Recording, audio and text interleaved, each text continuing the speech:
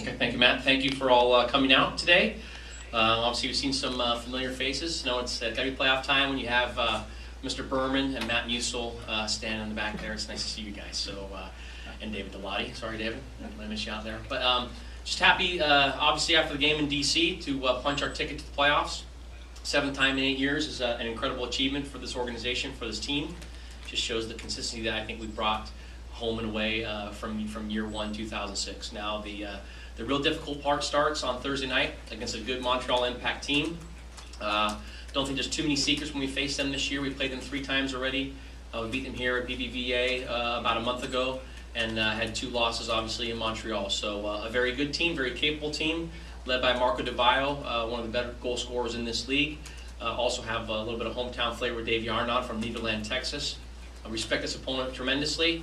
They've had a good season. We all know it's going to be a difficult match, but we have 90 minutes to move on to the conference semifinals, and it's something we really relish. We enjoy our nights here in Houston, especially our playoff nights. We've had some wonderful nights over the years, and I've said, if you want to quote me, that I think the best ever atmosphere I've ever witnessed was a playoff game here. I think it was 2007 against Kansas City. It's incredible, and even our game last year against DC at home was a fantastic night.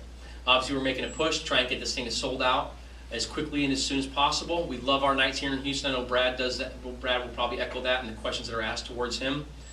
So we're encouraging all fans and friends and family and kids and adults to get out here early for the trick-or-treat and hope for the big treat after that, which is a Dynamo win. So the guys are prepared, they're ready, looking forward to the match, and just kind of Thursday can't get here soon enough. Thank you.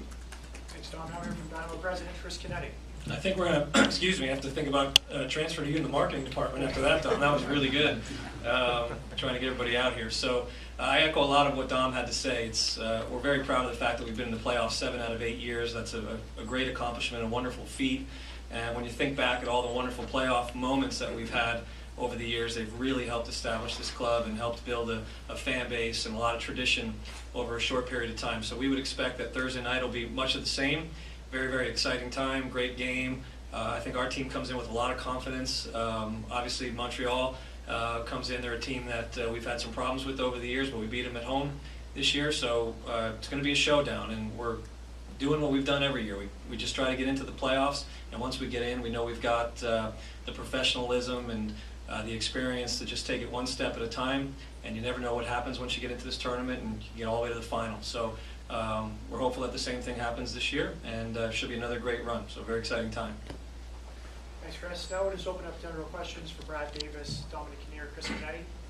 Dom, what do you think of it is the way the playoffs work, but the one game in the first round versus aggregate or a series, or do you like the way this is the knockout round? Well, I don't mind it. I mean, I enjoy it, actually. I think it's obviously you want to broaden the amount of teams that get into the playoffs, but you can't draw out the playoffs too long. So I think sometimes a one game, whether it be the conference final or the playing game, somehow has to take effect, because if it's just home and away, the playoffs will last almost as long as the league does. So for me, I don't write the rules, just play with them. And I think, we got involved last year with the playing game. We're in it again this year. Obviously, we'd love to try and avoid it to kind of give our guys a little bit of rest, but it's not to be. But I think it adds excitement. I think it kicks off the playoffs in the right fashion, which is 90 minutes of drama to try and get to the next round. Brad, how much does it help? Chris alluded to the fact that you guys, maybe an up and down season, maybe inconsistent play here and there throughout your years here, but you always, this time of year, bring it together. How much does that help you, or does it help in a one-game series?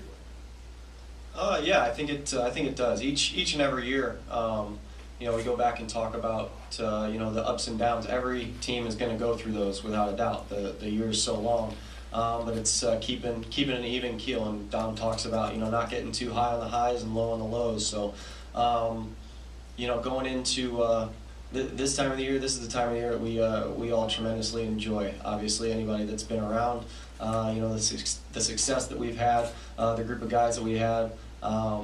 This is what it's all about. We like the one game. We like the one game playoff. It's do or die. We like when our back's against the wall. We tend to come out scratching and clawing and doing pretty well in those situations. So We're excited for Thursday. Getting a great win against DC, getting some good confidence. The best thing after that to go into this time of the year is to get a game and get them as soon as possible. This is the time where we just want to get back out on the field as soon as possible and keep things going. I want to talk quickly about the ups and downs of the season, just to point some things out to folks. Dom talks about this all the time. When you're in that MLS, you're bound to be up, you're bound to be down from time to time. We basically had 5 streaks this year. We started off 6-2-2 into the season, which was our best start ever. Then we went on an 0-4-3 period, and I'll get back to that in a second. Then we went on a 4-1-1 period. Then we went on an 0-3-1 period, and I'll get back to that in a second. And then we finished 4-1-2. Okay, so we had 3 good winning streaks, and we had 2 difficult losing streaks. The first one was when we had a bunch of injuries and guys were called up for national team duty, and the Gold Cup, that when we went 0-4-3. That was a tough time.